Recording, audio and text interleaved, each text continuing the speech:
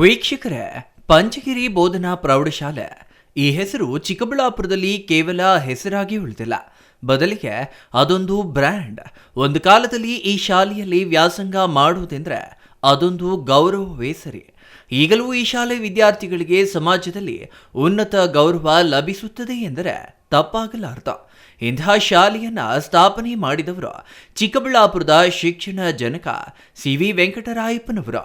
ಇವರು ಸ್ಥಾಪಿಸಿದ ಶಾಲೆ ಇಂದು ಹೆಮ್ಮರವಾಗಿ ಸಹಸ್ರಾರು ವಿದ್ಯಾರ್ಥಿಗಳ ಜೀವನದ ದಾರಿದೀಪವಾಗಿ ನೂರಾರು ಶಿಕ್ಷಕರ ಜೀವನೋಪಾಧಿಯಾಗಿ ಮುಂದುವರಿಯುತ್ತಿರುವುದು ಚಿಕ್ಕಬಳ್ಳಾಪುರಕ್ಕೆ ಹೆಮ್ಮೆ ತಂದಿದೆ. ಚಿಕ್ಕಬಳ್ಳಾಪುರದ ಪಂಚಗಿರಿ ಬೋಧನಾ ಪ್ರೌಢಶಾಲೆ ಆರಂಭವಾಗಿದ್ದ 1973ರಲ್ಲಿ. ಅಂದಿನಿಂದ ಇಂದಿನ ತನಕ ಈ ಶಾಲೆಯಲ್ಲಿ ವ್ಯಾಸಂಗ ಮಾಡಿದ ವಿದ್ಯಾರ್ಥಿಗಳ ಸಂಖ್ಯೆ ಸಾವಿರಾರು. ಹಾಗೆ ವ್ಯಾಸಂಗ ಮುಗಿಸಿ ಹೊರಹೋದ ವಿದ್ಯಾರ್ಥಿಗಳು ಇಂದು ಉನ್ನತ ಹುದ್ದೆಗಳಲ್ಲಿದ್ದಾರೆ. ಇವರೆಲ್ಲ ಸೇರಿ ತಮಗೆ ಬೋಧನೆ ಮಾಡಿ ಬದುಕಿನ ದಾರಿದೀಪವಾದ ಶಿಕ್ಷಕರಿಗೆ ಗೌರವ ನೀಡಬೇಕು ಎಂಬ ಆಲೋಚನೆ ಮಾಡಿದ್ದೇ ತಡ. ಇದಕ್ಕೆ ಕೊಡಗೈ ದಾನಿಯು ಸಂಸ್ಥೆಯ ಅಧ್ಯಕ್ಷರೂ ಆದ ಕೆ.ವಿ. ನವೀನ್ ಕಿರಣ್ ಅವರು ಸೈ ಎಂದಿದ್ದಾರೆ. ಹಾಗಾಗಿಯೇ ಆರಂಭದಿಂದ ಈವರೆಗೆ ಇಲ್ಲಿ ಕರ್ತವ್ಯ ನಿರ್ವಹಿಸಿದ ಎಲ್ಲ ಶಿಕ್ಷಕರ ಸಮಾಗಮ ನಡೆದಿದೆ.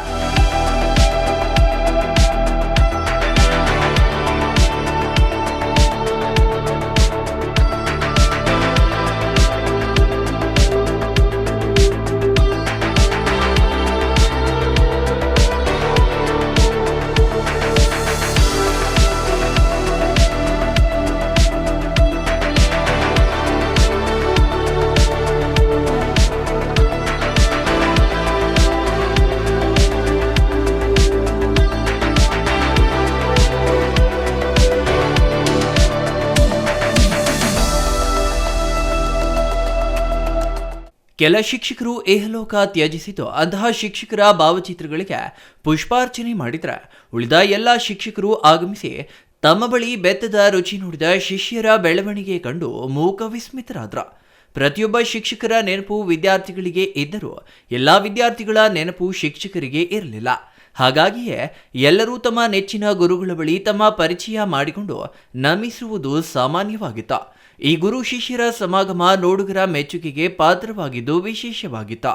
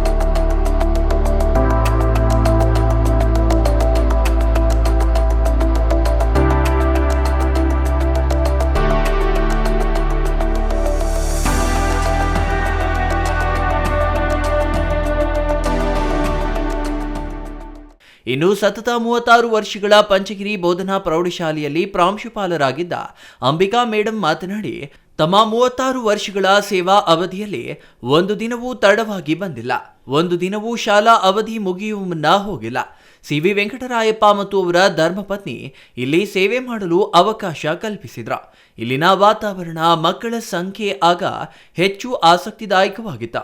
ಶಿಸ್ತು ಕಲಿತ ಶಾಲೆ, ಮಕ್ಕಳಿಗೆ ಶಿಸ್ತು ಕಲಿಸಿದ ಶಾಲೆ, ಪಂಚಗಿರಿ ಬೋಧನಾ ಪ್ರೌಢಶಾಲೆ ಎಂಬ ಒಂದು ಬ್ರ್ಯಾಂಡ್ ನಿರ್ಮಾಣ ಮಾಡಿದವರು ಸಿ.ವಿ.ವಿ. ಎಂದು ಕೊಂಡಾಡಿದ್ರ. ನನ್ನ ಜೊತೆಯಲ್ಲಿ 36 ವರ್ಷಗಳ ಕಾಲ ಸುದೀರ್ಘ ಸೇವೆಯನ್ನ ಮಾಡೋದಕ್ಕೆ ಉಷಾ ಮೇಡಮ್ ರವರು ನಿಜವಾಗ್ಲೂ ಈ ಸಂದರ್ಭದಲ್ಲಿ ಆಕೆಯನ್ನು ನಾವು ಕಳ್ಕೊಂಡಿದ್ದೀವಿ. ಆದರೂ ಕೂಡ ಆಕೆ ಉತ್ತಮವಾಗಿರ್ತಕ್ಕಂಥ ಶಿಕ್ಷಕಿಯಾಗಿ ಸೇವೆಯನ್ನ ಮಾಡಿದ್ದಾರೆ. ಈ ಸಂಸ್ಥೆಯಲ್ಲಿ ನಾವು ಇಬ್ಬರು ನಿಂತ್ಕೊಂಡು ಪ್ರೇಯರ್ ಮಾಡ್ತಾ ಇದ್ವಿ.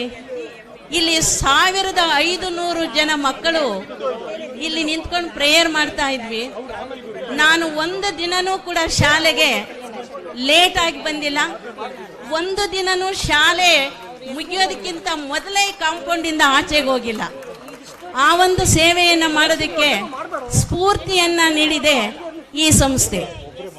ಈ ಸಂಸ್ಥೆಯಿಂದ ನನ್ನ ಕುಟುಂಬದಲ್ಲಿ 11 ಜನ ಮಕ್ಕಳು ವಿದ್ಯಾರ್ಥಿಗಳು, ನನ್ನ ಕುಟುಂಬದವರು, ನನ್ನ ಪರಿವಾರದವರು ಈ ಸಂಸ್ಥೆಯಲ್ಲಿ ಓದಿದ್ದಾರೆ. 11 ಜನನು ಗೌರ್ಮೆಂಟ್ ಕೆಲಸದಲ್ಲಿದ್ದಾರೆ. 11 ಜನನು ಒಳ್ಳೆಯ ಸಂಸಾರದಲ್ಲಿ ಜೀವನವನ್ನು ಮಾಡ್ತಾ ಇದ್ದಾರೆ. ಈ ಸಂಸ್ಥೆ ಅಂತಹ ಜೀವನವನ್ನು ಕೊಟ್ಟಿರ್ತಕ್ಕಂಥ ಸಂಸ್ಥೆ.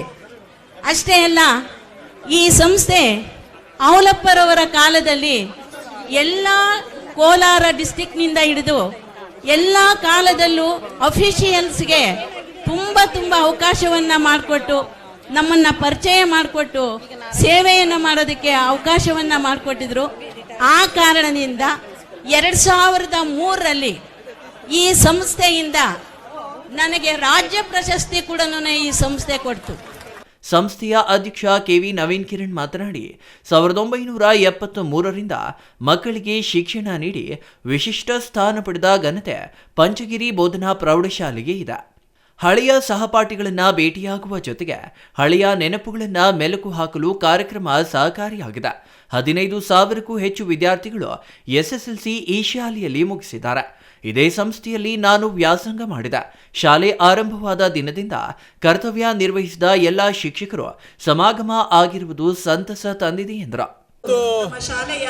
ಪಂಚಗಿರಿ ಬೋಧನಾ ಪ್ರೌಢಶಾಲೆ ಚಿಕ್ಕಬಳ್ಳಾಪುರದಲ್ಲಿ 73ನೇ ಇಸ್ವಿಯಿಂದ ಇವತ್ತಿನವರೆಗೂ ಸಹ ವಿದ್ಯಾರ್ಥಿಗಳಿಗೆ ವಿದ್ಯಾರ್ಜನೆಯನ್ನು ನೀಡ್ತಾ ಬಂದಿರತಕ್ಕಂಥದ್ರಲ್ಲಿ ಚಿಕ್ಕಬಳ್ಳಾಪುರದಲ್ಲೇ ಒಂದು ವಿಶಿಷ್ಟವಾದಂಥ ಶಾಲೆಯಾಗಿ ಹೊರಹೊಮ್ಮಿದೆ. ಇದರಲ್ಲಿ ಯಾವುದೇ ಅನುಮಾನ ಇಲ್ಲ.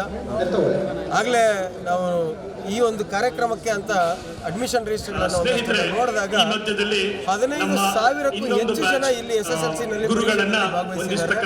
11,000ಕ್ಕೂ ಹೆಚ್ಚು ಜನ SSLC ಉತ್ತೀರ್ಣರಾಗಿದ್ದಾರೆ. ಇಷ್ಟು ದೊಡ್ಡ ಸಂಖ್ಯೆ ಇಡೀ ಚಿಕ್ಕಬಳ್ಳಾಪುರದಲ್ಲಿ ಬೇರೆ ಯಾವ ಸಾಧ್ಯ ಇಲ್ಲ. ನಾನು ಇದೇ ಸಂಸ್ಥೆನಲ್ಲಿ ವಿದ್ಯಾಭ್ಯಾಸ ಮಾಡಿದ್ದು 1989ರಲ್ಲಿ ನಾವು 8ನೇ ತರಗತಿ 93ರಲ್ಲಿ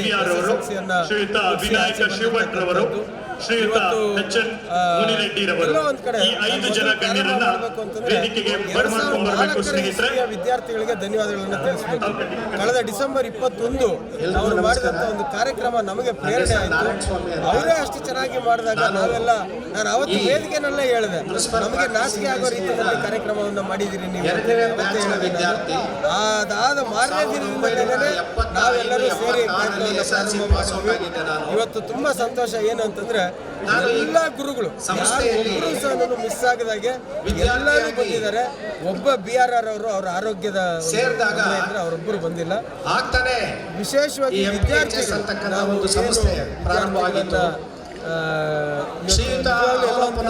ಇಷ್ಟು ಜನ ಸೇರ್ತಾರೆ, ಆದ್ರೆ ಅವ್ರು ಸ್ಪಂದಿಸ್ತಕ್ಕಂಥ ರೀತಿ ಆಗಿರ್ಬೋದು, ನಮ್ಮ ಕರೆಗೆ ಹೋಗೊಟ್ಟಿರ್ತಕ್ಕಂಥ ನಿಜವಾಗ್ಲೂ ಸಹ ತುಂಬಾ ಇಂಗ್ಲಿಷ್ ಉಪಾಧ್ಯಾಯರಾಗಿದ್ರು. ವಿಶೇಷವಾಗಿ ಹಳೆ ವಿದ್ಯಾರ್ಥಿಗಳು ಸೇರಿ ಇವತ್ತು 3 ಲಕ್ಷಕ್ಕೂ ಹೆಚ್ಚು ಹಣವನ್ನ ಇವತ್ತು ಸಂಗ್ರಹ ಮಾಡಲಾಗಿದೆ.